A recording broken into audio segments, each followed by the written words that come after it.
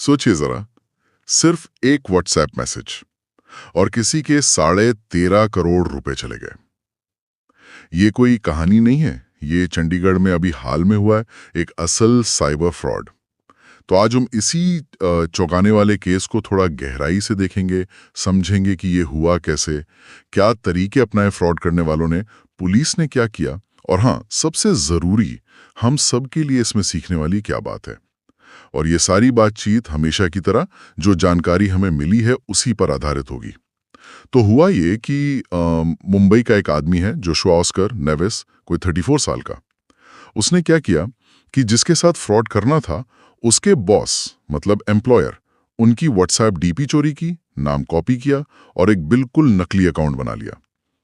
फिर उसी नकली अकाउंट से मैसेज भेजा, ऐसे दिखाया जैसे भाई ऑफिस का ही कोई काम है और पैसों की तुरंत जरूरत पड़ गई है, कोई इमरजेंसी है। अब बेचारे पीड़ित को तो यही लगा कि बॉस का ही मैसेज है, और नतीजा, बिना कोई कॉल किए, बिना चेक किए उन्होंने पैसे भेज दिए। एक बार नहीं, कई बार में, और कुल रकम पहुंच गई 13.5 करोड़ रुपए।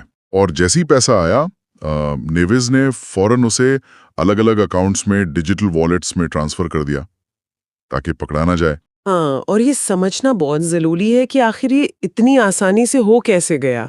12.5 करोड़ रुपए कोई छोटी रकम तो है नहीं। इसके पीछे ना कुछ मनोवैज्ञानिक चीजें काम करती हैं।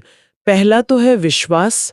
बॉस का नाम देखा, जानी पहचानी डीपी देखी, तो शक हुआ ही नहीं। हाँ, सही बात है। दूसरा, वो अर्जेंसी वाला दबाव, तुरंत चाहिए, अभी भेजो। इससे सोचने का टाइम ही नहीं मिलता। हाँ, एकदम से पैनिक क्रिएट कर देते हैं। बिल्कुल। और तीसरा, जो शायद हमारे यहाँ ऑफिस कल्चर में थोड़ा ज्यादा है, कि बॉस ने कहा है तो मना कैसे करें या सवाल कैसे पूछें। ये जो जालसाज होते हैं ना, वो इन्हीं चीजों का, इन्हीं इंसानी कमजोरियों का फायदा उठाते हैं। ये तो सच में बड़े खतरनाक फंदे हैं। लेकिन जब पता चला, शिकायत हुई, तो पुलिस ने कैसे काम किया? देखिए, चंडीगढ़ साइबर क्राइम यूनिट ने काफी तेजी दिखाई। उन्होंने जो मॉडर्न टेक्निक्स हैं उनका इस्तेमाल किया, जैसे पैसा कहाँ कहाँ गया उसका पूरा डिजिटल रास्ता ट्रैक किया, जिसे ट्रांजैक्शन ट्रेल कहते हैं। फिर आरोपी का आईपी एड्रेस मतलब इंटरनेट लोकेशन वो पता की। अच्छा। और इन्हीं सब टेक्निकल सुरागों को जोड़कर वो आखिरकार जोशुआ ऑस्कर नेविस तक पहुंच गए। मुंबई से उसे गिरफ्तार किया गया। चलो, ये अच्छी बात है कि आरोपी पकड़ा गया। गिरफ्तारी के बाद क्या पुलिस ने कुछ एडवाइजरी, मतलब कुछ सलाह जारी की आम लोगों के लिए कि कैसे बचें ऐसे फ्रॉड से? हाँ, बिल्कुल की। और ये सलाह असल में हम सबके लिए बहुत बहुत जरूरी है। सबसे पहली और सबसे जरूरी बात जो पुलिस ने कही, अगर व्हाट्सएप पर, ईमेल पर या कहीं भी मैसेज से कोई पैसा मांगे, चाहे वो कोई भी हो, आपका बॉस, रिश्तेदार, दोस्त, कितना भी भरोसेमंद क्यों ना लगे, बिल्कुल उसे हमेशा फोन करके कंफर्म करें, आवाज सुन के बात करें, सिर्फ मैसेज पर यकीन ना करें। ये सबसे बड़ा बचाव है। ये तो गांठ बांध लेने वाली बात है। पासवर्ड, ये सब तो कभी किसी को बताने ही नहीं है। कोई नंबर गड़बड़ लगे, मैसेज अजीब लगे तो उसे ब्लॉक करें और रिपोर्ट भी करें उस प्लेटफॉर्म पर। और हाँ, अपने व्हाट्सएप और बैंक ऐप्स में वो जो 2 फैक्टर ऑथेंटिकेशन होता है ना, मतलब डबल सिक्योरिटी, उसे जरूर ऑन रखें। हाँ, वो एक एक्स्ट्रा लेयर जरूरी है। बिल्कुल। और अगर भगवान न करे कभी ऐसा कुछ हो जाए, तो बिल्कुल देर ना करें, फौरन 1930 जो नेशनल साइबर क्राइम हेल्पलाइन है उस पर कॉल करें, या फिर cybercrime.gov.in वेबसाइट पर ऑनलाइन शिकायत करें। जितनी जल्दी बताएंगे उतना ज्यादा चांस है कि कुछ रिकवरी हो पाए। इस पूरे मामले पर लोगों का रिएक्शन क्या रहा? सोशल मीडिया वगैरह पर कुछ चर्चा हुई? हाँ, काफी बात हो रही है। लोग हैरान है कि आजकल तो पढ़े लिखे लोग जो टेक्नोलॉजी समझते हैं वो भी कैसे इतने बड़े जाल में फंस जाते हैं। सही बात है। और साथ ही लोग व्हाट्सएप से, बैंकों से भी कह रहे हैं कि भाई आप लोग अपने सिस्टम और सिक्योर क्यों नहीं बनाते। ये मांग भी उठ रही है। हाँ, ये हैरानी वाली बात तो है। लेकिन क्या ये सिर्फ एक शहर का मामला है या ये कुछ बड़ा ट्रेंड दिखा रहा है? देखिए, ये सिर्फ चंडीगढ़ की बात नहीं है, ये पूरे देश की समस्या है, एक नेशनल चैलेंज है।